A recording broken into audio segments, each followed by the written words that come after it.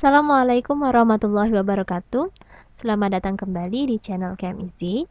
Nah, hari ini kita akan mempelajari materi di kelas 10 yaitu sifat keperiodikan unsur. Ya, ini lanjutan dari materi tentang periode dan golongan.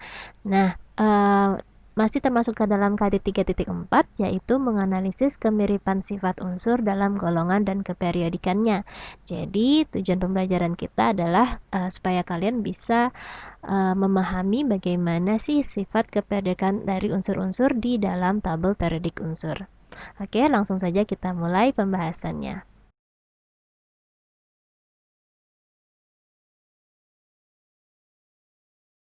Nah, ada beberapa sifat periodik unsur yang akan kita bahas. Yang pertama adalah jari-jari atom. Nah, kalau kalian mendengar jari-jari itu pasti ingatnya lingkaran ya. Jadi jari-jari ini hampir sama sih prinsipnya dengan lingkaran, di mana jari-jari itu ya dari tengah ke tepi seperti itu ya, tepi lingkaran. Nah, sama dengan jari-jari atom ya, yaitu merupakan jarak dari pusat atom atau inti atom sampai kulit terluar. Nah, bagaimana sih cara menentukan panjang pendeknya jari-jari atom ini, atau paling tidak kalian bisa membandingkan jari-jari atom unsur-unsur yang mana yang lebih besar ataupun lebih kecil. Dan jadi ditentukan oleh yang pertama jumlah kulit elektron. Semakin banyak jumlah kulit yang dimiliki oleh suatu atom, maka jari-jari atomnya semakin besar ya. Untuk atom unsur netral misalnya yang A misalkan punya 3 kulit ya, 3 kulit berarti dia terletak di periode ketiga, bandingkan dengan si B yang punya 4 kulit atau terletak di periode keempat, maka otomatis si 4 kulit ini mempunyai jari-jari atom yang lebih besar karena jarak dari inti ke kulitnya lebih jauh. Kemudian kalau jumlah kulitnya sama, artinya dalam satu periode ya, bagaimana perbedaan sifatnya? Jadi semakin banyak elektron valensi, maka jari-jari atomnya semakin kecil. Ya, kenapa? Karena gaya tarik menarik antar inti atom dengan elektron valensinya itu semakin besar kalau elektron valensinya itu lebih banyak ya. Maka kalau dalam satu periode yang elektron valensinya lebih banyak itu memiliki jari-jari atom yang lebih kecil. Maka kalau misalkan kita simpulkan kecenderungan jari-jari atom di tabel periodik unsur dalam satu golongan ya, dalam satu golongan semakin ke bawah jari-jari atomnya akan semakin besar. Kenapa? Karena semakin ke bawah dalam satu golongan artinya jumlah kulitnya akan bertambah ya. Misalkan hidrogen kan periode pertama, maka hidrogen ini punya satu kulit, si Li punya 2 kulit, Na 3 kulit, K 4 kulit, Rb 5 kulit, Cs 6 kulit. Artinya semakin ke bawah dia jari-jari atomnya akan semakin besar ya, jarak inti ke kulit yang terluarnya itu semakin jauh. Kemudian dalam satu periode semakin ke kiri itu semakin besar. Jadi dari kanan ke kiri semakin besar. Kebalikannya, dari kiri ke kanan jari-jari atomnya semakin kecil. Kenapa? Ya, karena tadi kalau sebelah kiri ya, semakin ke kiri kan elektron valensinya semakin sedikit. Golongan 1A valensinya 1, golongan 2A valensinya 2, golongan 3A valensinya 3, 4A 4, 5A 5, 6A 6, 7A valensinya 7, 8A valensinya 8. Ya, semakin banyak elektron valensi, maka jarak dari inti atom dan kulit terluarnya malah semakin dekat karena gaya tarik menarik antar inti atom yang bermuatan positif dan elektron yang bermuatan negatif itu semakin besar. Jadi semakin tertarik ke dalam. Yang kedua adalah energi ionisasi. Energi ionisasi adalah energi yang dibutuhkan suatu atom pada saat melepaskan satu elektron sehingga membentuk ion positif. Nah, besarnya energi ionisasi ini bergantung pada jarak elektron valensi terhadap inti atom.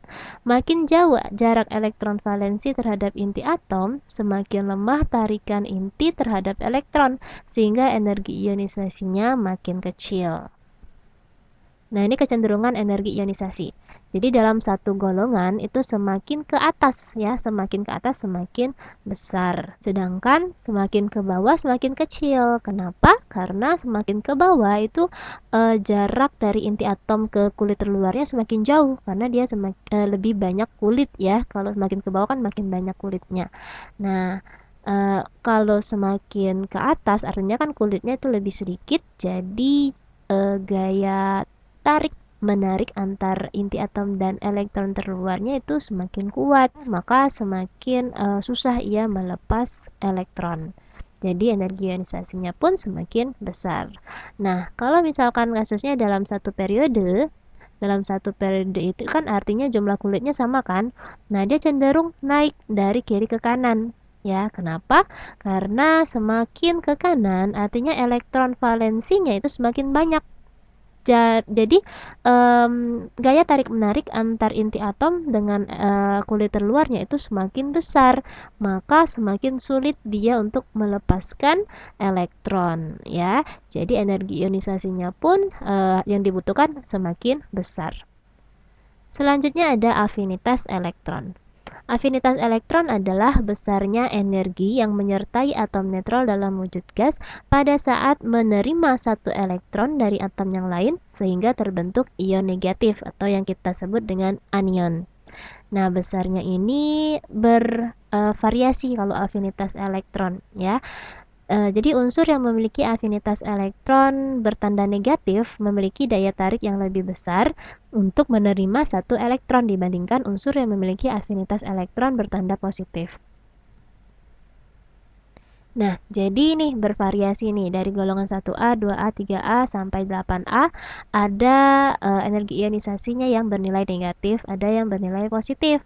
Nah, yang bernilai negatif itu ya bukan artinya minus ya. Ini hanya tanda yang menunjukkan bahwa kalau negatif itu artinya dia melepaskan energi, reaksinya berlangsung eksoterm. Sedangkan yang positif itu artinya dia membutuhkan energi atau berlangsung dalam keadaan endotherm. Nah, untuk kecenderungannya ini sama dengan energi ionisasi. Jadi dalam satu golongan semakin ke atas afinitas elektronnya itu semakin besar dan semakin ke kanan afinitas elektronnya itu semakin besar ya kecuali 8A. Selanjutnya ada keelektronegatifan. Jadi keelektronegatifan adalah kemampuan atau kecenderungan suatu atom untuk menangkap atau menarik elektron dari atom yang lain ya. Kecenderungannya itu dalam satu golongan semakin ke atas semakin besar dan dalam satu periode semakin ke kanan semakin besar. Nah, ini keelektronegatifan.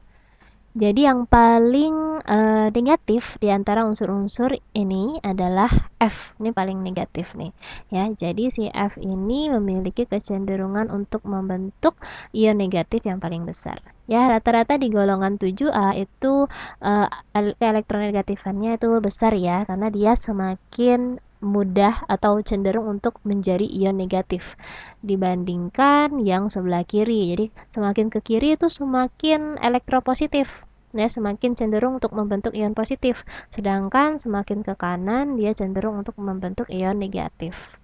Alasannya apa? Jadi unsur itu untuk mencapai kestabilan kan harus oktet ya, harus 8 elektron valensinya. Jadi kalau elektron valensinya itu 1, 2, 3, 4, maka dia cenderung untuk melepas elektron, membentuk ion positif. Jadi ke elektronegatifannya jadi kecil, ya dia lebih elektropositif. Sedangkan untuk yang elektron valensinya itu 5, 6, 7, itu dia cenderung untuk menangkap elektron sehingga ke elektronegatifannya itu semakin besar. Seperti itu ya. Tapi untuk golongan 8A karena dia sudah elektron valensinya sudah 8, artinya sudah stabil, maka dia keelektronegatifannya malah 0 kecuali si Kr dan Xe. Karena Kr dan Xe ini dua unsur di golongan 8A yang dapat atau mudah bereaksi atau masih reaktif ya dengan unsur yang lainnya sehingga dia bisa membentuk senyawa. Sedangkan unsur yang lainnya tuh kurang reaktif. Nah, ini ada trik jitu untuk menghafal kecenderungan dari sifat-sifat keperiodikan. ya. Dan di sini ada selain afinitas energi ionisasi jari-jari dan keelektronegatifan juga. Jadi ada sifat oksidatornya, ada sifat logamnya dan sifat asam basanya. Jadi di sini trik jitunya menghafalnya itu O bapake.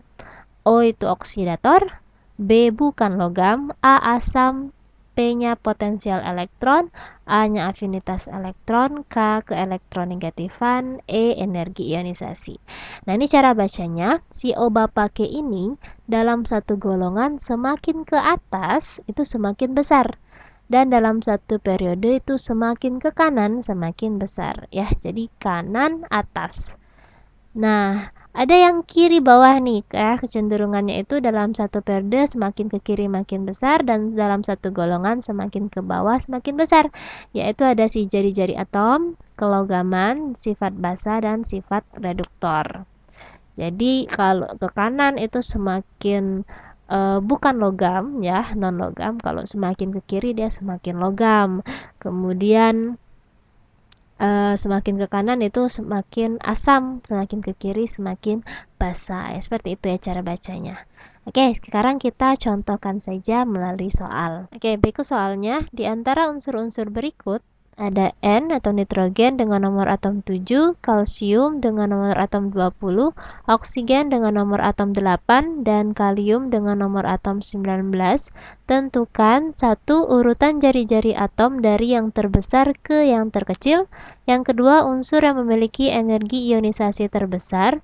Yang ketiga, urutan keelektronegatifan dari yang terbesar ke yang terkecil. Yang keempat, unsur yang merupakan oksidator terkuat. Oke, nah jadi ini ya yang harus kita lakukan adalah kita harus tahu di mana sih letak unsur-unsur ini di dalam tabel periodik unsur. Jadi kita bisa tahu yang mana yang unsur yang paling kanan, unsur yang paling kiri, yang di bawah atau yang di atas. Nah, enaknya kalau misalkan dikasih tahu lambang unsurnya itu bisa kita langsung tebak ya di mana letak-letaknya karena kalian sudah menghafal unsur-unsur golongan utama ya. Jadi itu sangat membantu sekali dalam penentuan si periode dan golongan. Tapi kalau misalkan kalian lupa, kalian bisa cari ya periode dan golongan unsur masing-masing menggunakan konfigurasi elektron ya. Jadi di sini kan ada nomor atom kan. Misalnya N kalau dikonfigurasikan 25, berarti periodenya 2 ya karena 2 kulit, kemudian elektron valensinya 5 berarti golongan 5A. Oke. Nah, ini si N ya, kita tahu bahwa N itu kalau N periodenya periode kedua ya, golongannya golongan 5A. Kalau CA itu periodenya periode ke-4, golongannya golongan 2A. Kemudian oksigen periode 2, golongan 6A, dan K periode ke-4, golongan 1A.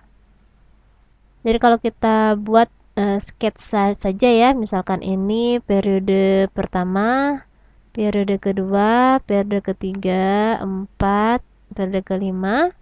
Kemudian ada golongan 1A, di sini 2A, 3A, 4A, 5A, 6A dan seterusnya.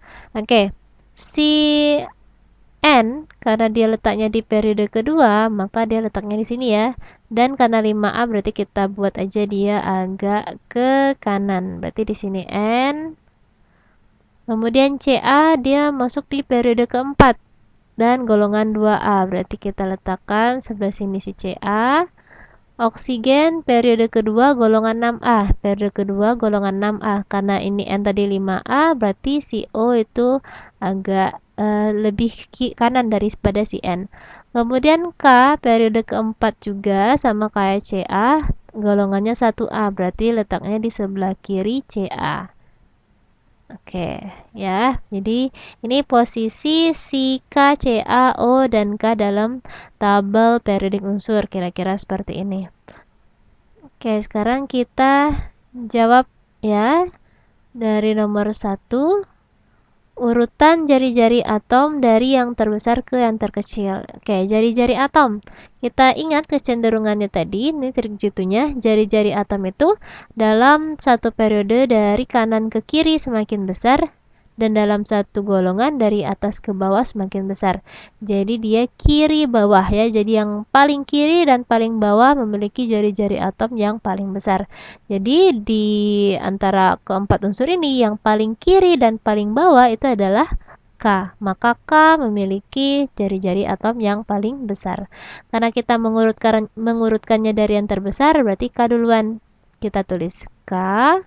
Kemudian setelah itu berarti CA kan? Ya, karena CA letaknya itu di sebelah kanan dari K. Jadi dia masih letaknya itu lebih bawah dan lebih kiri daripada N dan O. Berarti CA, ya, selanjutnya ada N dan ada O. Jadi oksigen ini memiliki jari-jari atom yang paling kecil, dan K itu jari-jari atomnya paling besar.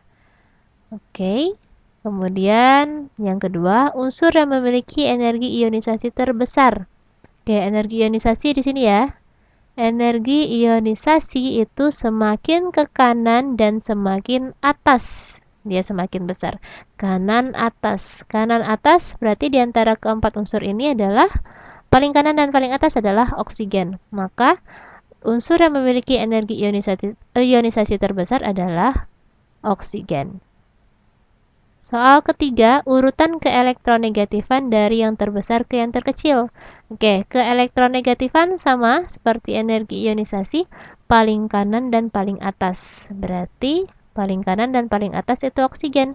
Jadi oksigen mempunyai keelektronegatifan yang terbesar. Jadi urutannya adalah O, kemudian diikuti oleh N, terus Ca, terakhir yang paling kecil keelektronegatifannya berarti K. Oke. Yang keempat, unsur yang merupakan oksidator terkuat. Oke, oksidator ya, di sini juga oksidator kanan atas. Yang paling kanan dan paling atas berarti oksigen. Oke, seperti itu ya. Jadi cara pengerjaannya. Kalau misalkan unsur yang ditanyakan dalam soal itu unsurnya sembarangan, misalkan hanya simbol A, B, C, D, tapi ada nomor atomnya masing-masing, maka untuk menentukan letak dari unsur-unsur tersebut dalam tabel periodik, kalian harus mencari dulu periodenya berapa, golongannya berapa. Oke, berikut ini ada tugas yang harus kalian kerjakan. Soalnya di antara unsur berikut ada A dengan nomor atom 13, B dengan nomor atom 9, C nomor atomnya 37, D nomor atomnya 16, dan E nomor atomnya 19. Tentukan satu urutan jari-jari atom dari yang terbesar ke yang terkecil. Kedua, urutan keelektronegatifan dari yang terbesar ke terkecil. Yang ketiga, unsur yang memiliki energi ionisasi terkecil.